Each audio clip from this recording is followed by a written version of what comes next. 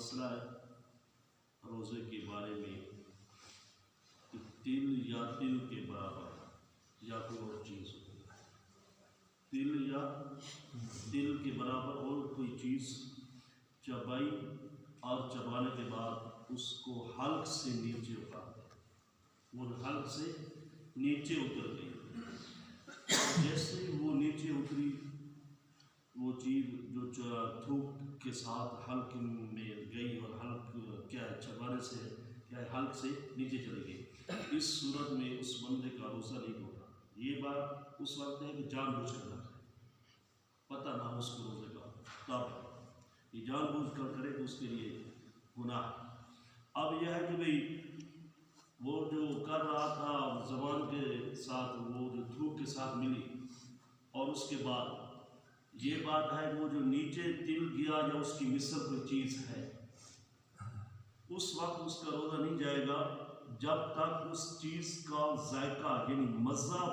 جو ہے وہ زبان کو محسوس نہ ہو، اس کا ذائقہ یا مزہ محسوس نہ ہو۔ جیسے ہی اس کا ذائقہ اس زبان کو محسوس ہوگا تو روزہ ٹوٹ جائے گا۔ جیسے ہی وہ چیز ذائقہ دار یعنی مزہ محسوس کرنے کے لیے، ذائقہ محسوس کرنے کے لیے زبان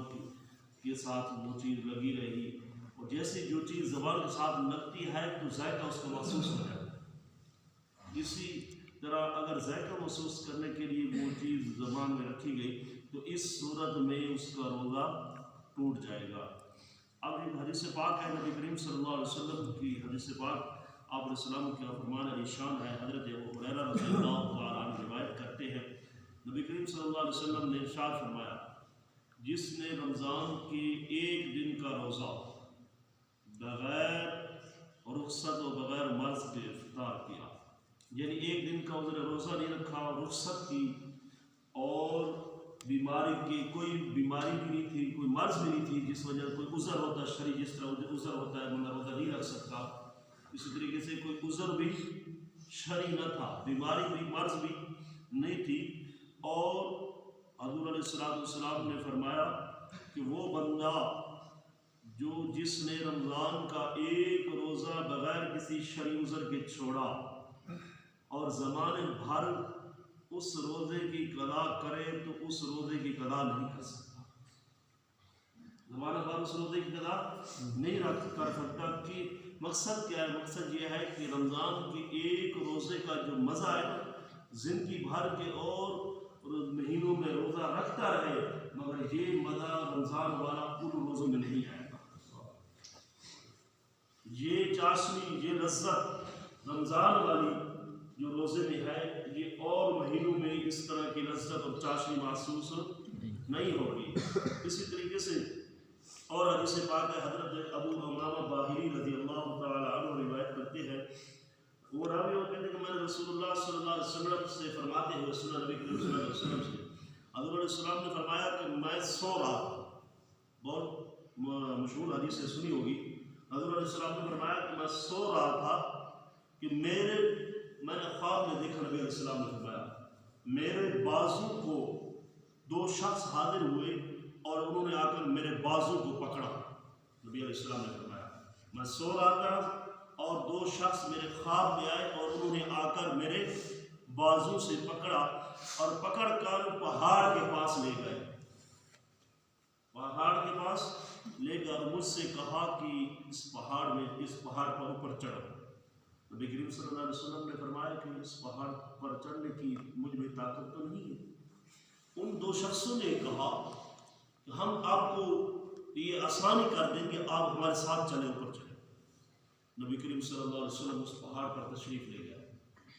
خواب میں آپ علیہ السلام فرماتے ہیں میں خواب دیکھ رہا ہوں، وہ دو شخص میرے ساتھ ہے، سہارا وہ کیا ہے آسانی کر کے آپ علیہ السلام نے فرمایا مجھے اس پہاڑ پر لے گئے۔ جیسے ہی پہاڑ پر پہنچا تو نبی علیہ السلام نے فرمایا کہ جب پہاڑ کے اندر یعنی پہاڑ کے بیچ پہنچے سخت آوازیں سنائی دی، سخت آوازیں سنائی دی، اور اس کے بعد نبی علیہ السلام نے ان دو شخصوں سے کہا اے یہ جو سخت آوازیں ہیں، ہیبت ناک آوازیں ہیں، یہ کس کی ہیں؟ ان دو شخصوں نے کہا کہ یہ جہنمی کی آواز ہے، یہ کن کی آوازیں ہیں؟ یہ جہنمیوں کی آوازیں ہیں۔ اور آگے نبی کریم صلی اللہ علیہ وسلم فرماتے ہیں پھر وہ شخص مجھے آگے لے کے گیا، کچھ آگے لے کر اس پہاڑ کے اوپر کچھ آگے لے کر گئے۔ جیسے نبی علیہ السلام نے فرمایا کہ میں کچھ آگے گیا، دیکھتا کیا ہوں، کچھ لوگ ہیں جو الٹے لٹکائے گئے، کچھ لوگ ہیں جو الٹے لٹکائے گئے ہیں اور ان کی باچھیں چیری گئی اور ان کی باچھوں سے خون بہہ رہا ہے۔ الٹے لٹکائے گئے، ان کی باچھیں چیری گئی اور باچھیں چیرنے کے بعد ان کی باچھوں سے خون بہہ رہا ہے۔ نبی علیہ السلام نے فرمایا، میں نے ان لوگوں سے پوچھا یہ کون لوگ ہیں؟